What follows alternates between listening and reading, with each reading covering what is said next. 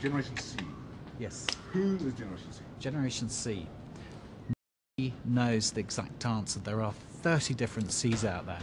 What I'm really clear about is Generation C are the most lost generation in history.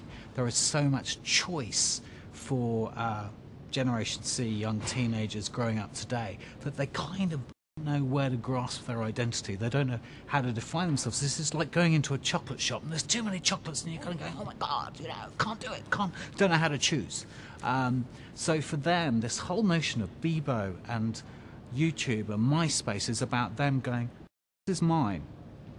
This is where I define who I am. This is my stuff that I've made. I'm a teenager growing up, and you can't take this away from me. It's not imposed by the outside world. It's my world. And teenagers of all they're honing around in cars, or it's just a different way of doing what people have always done growing up. Why aren't these guys picking up the telephone, getting a pen and paper out, writing letters, bringing up their mates, and doing exactly what they do on Bebo and MySpace? Yeah. Why aren't they doing it in a conventional manner? Yeah, great question. Imagine a situation for many people who are, say, 35, 40 now, and their mothers would go, why are you using the telephone when your friend's only next door? Because it's there. Because why wouldn't you? Technology is there. It's a question for us because we're not used to growing up with it. Work with Generation C a lot as I do. They often don't want to talk. They want to text. They want to email. That's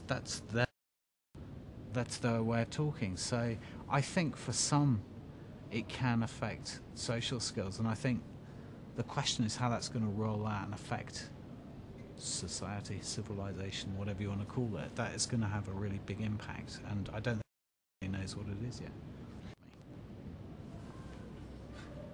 I'm brainwashed, I think we can get a bit too uptight about some of this stuff. It's just new stuff. Were you brainwashed by the television? Are you a brainwashed man? We're all... So it's the same sort of question being asked of, oh my God, on the internet, oh my God, they'll all be... They'll grow up. They'll be human. They'll just have different values and different behaviours. Making bombs. What are some of the good things? What are Great some things. Positives? There are millions. First of which is people can come together who've never been able to come together before. I was speaking the other day with a guy who's a punk. I used to think he was a bit alone being a punk, but now he can find all his other punk buddies up in town. So it's a way of bringing together people who have similar interests that perhaps used to be hard to find.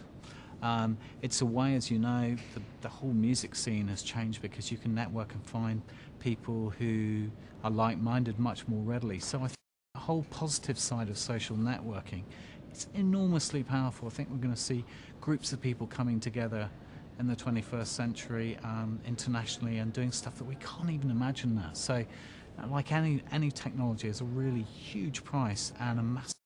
So it's going to be incredibly exciting to find out where all this goes. Generation C. After Generation C, there'll be, I think, we'll see people who, everything goes in cycles, right? We're going to have all these people who are uber connected, who are, Generation X was all about individualism, and Generation C is ironically all about collectivism. So I think we'll see a return back to people being more individual. All this community, all this social and stuff, it's very much about people coming together. I think we're going to see a reaction, as you always do. Everything goes in cycles, where we're going to have a generation that comes through and they all want to be individual and they don't want to be networked and they don't want to be going into communities. They want to be themselves.